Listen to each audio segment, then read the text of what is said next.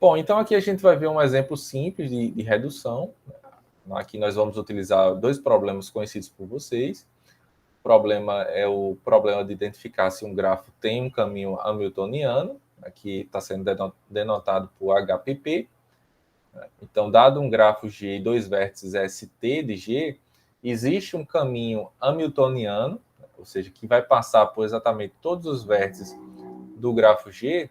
Então, a ideia desse exemplo, né, o objetivo aqui, é reduzir esse problema HPP para o problema HCP, que eu comentei lá no início da aula, né, que é o problema de identificar se o grafo possui um ciclo hamiltoniano. Tá? Então, nós temos dois problemas, que são problemas distintos, e a ideia é ver como é que seria essa redução.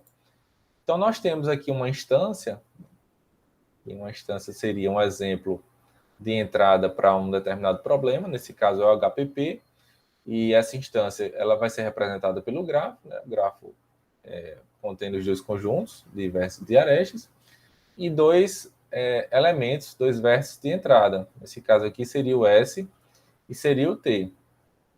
E a ideia é fazer esse mapeamento de um problema para o outro. Então, dado o HPP, seria, existe um caminho hamiltoniano entre o S e o T? Então, a gente pode, né, visualmente verificar que um caminho possível seria esse aqui. Certo? Então, dado esse grafo, com esses vértices ST, para esse problema HPP, a resposta seria sim, porque existe um caminho que vai passar por todos os vértices do grafo, conectando esses elementos ST. Tá? E a ideia da redução é mostrar que essa entrada, né, o grafo e os vértices, podem ser utilizados para resolver aquele outro problema do ciclo. Bom, então, assim, a ideia da redução é utilizar aquela entrada e realizar uma transformação de forma que aquela entrada pode ser também utilizada para resolver o segundo problema. Então, aqui a ideia seria construir um grafo G', que ele vai ter exatamente a mesma quantidade de vértices, mais um, né, que seria aqui o vértice W, é um vértice que vai ser adicionado ao conjunto inicial de vértices, e que vai possuir as mesmas arestas do grafo original, com a adição também de duas arestas, conectando o W ao S e o W ao T.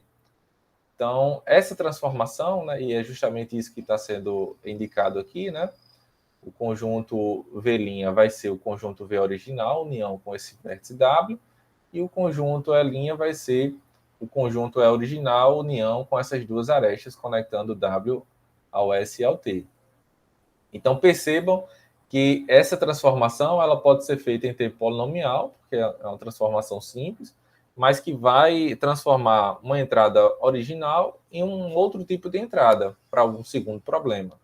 O que é que a gente pode notar com isso? Que se for possível encontrar um ciclo hamiltoniano para esse grafo, para o grafo G', é possível também encontrar um caminho hamiltoniano de S a T em G. Né? E aí, para isso, basta eliminar esse trecho aqui, SWT, né, do ciclo que vai ser obtido. E, além disso, se é possível encontrar esse caminho hamiltoniano de S a T, também é possível encontrar um ciclo para o grafo G', fazendo a união com esse trecho aqui, SWT. Então, percebam que existe essa relação entre esses dois problemas. Então, se a gente quiser, dada aquela entrada inicial, resolver o segundo problema, teríamos que transformar o grafo fazendo a adição de um vértice, a adição de duas arestas, e se é possível resolver o problema, também é possível resolver o segundo problema. Então, a ideia da redução é mostrar justamente isso. Então, se a gente consegue identificar o ciclo, também é possível identificar um caminho hamiltoniano. Certo, pessoal? Portanto, né, o que a gente conclui com isso é que o problema HPP, o problema de responder se um grafo possui um caminho hamiltoniano, ele é redutível em tempo polinomial ao problema HCP. Ou seja, se existe um algoritmo tempo polinomial que resolve o problema HCP, também existe um algoritmo tempo polinomial que resolve o HPP. Para isso, basta que nós façamos essa transformação e que existe esse mapeamento entre as duas entradas, certo? E aí isso fornece a ideia de que um problema HCP ele é ao menos tão difícil de resolver quanto um problema HPP, né?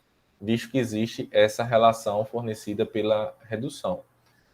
E como é que a gente vai utilizar essa informação da redução?